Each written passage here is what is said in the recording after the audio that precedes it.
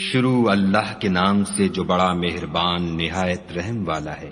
ان فرشتوں کی قسم جو ڈوب کر کھینچ لیتے ہیں، اور ان کی جو آسانی سے کھول دیتے ہیں، اور ان کی جو تیرتے پھرتے ہیں، پھر لپک کر آگے بڑھتے ہیں، پھر دنیا کے کاموں کا انتظام کرتے ہیں کہ وہ دن آ کر رہے گا جس دن زمین کو بھونچال آئے گا، پھر اس کے پیچھے اور بھونچال آئے گا۔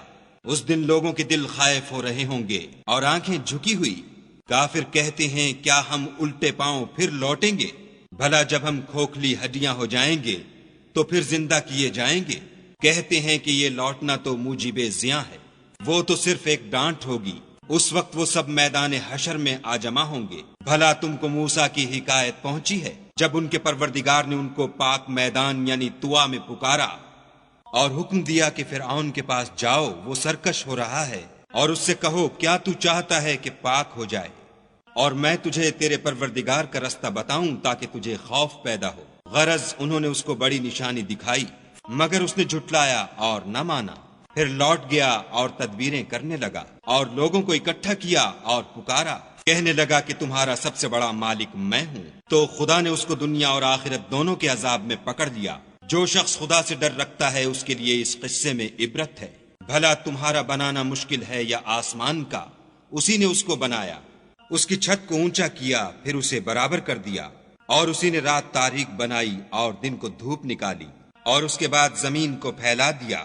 اسی نے اس میں سے اس کا پانی نکالا اور چارہ اگایا، اور اس پر پہاڑوں کا بوجھ رکھ دیا۔ یہ سب کچھ تمہارے اور تمہارے چار پایوں کے فائدے کے لیے کیا۔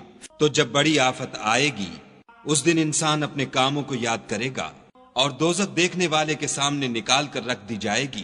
تو جس نے سرکشی کی اور دنیا کی زندگی کو مقدم سمجھا اس کا ٹھکانہ دوزخ ہے، اور جو اپنے پروردگار کے سامنے کھڑے ہونے سے ڈرتا اور جی کو خواہشوں سے روکتا رہا اس کا ٹھکانہ بہشت ہے۔ اے پیغمبر صلی اللہ علیہ وآلہ وسلم، لوگ تم سے قیامت کے بارے میں پوچھتے ہیں کہ اس کا وقوع کب ہوگا، سو تم اس کے ذکر سے کس فکر میں ہو؟ اس کا منتہا یعنی واقع ہونے کا وقت تمہارے پروردگار ہی کو معلوم ہے۔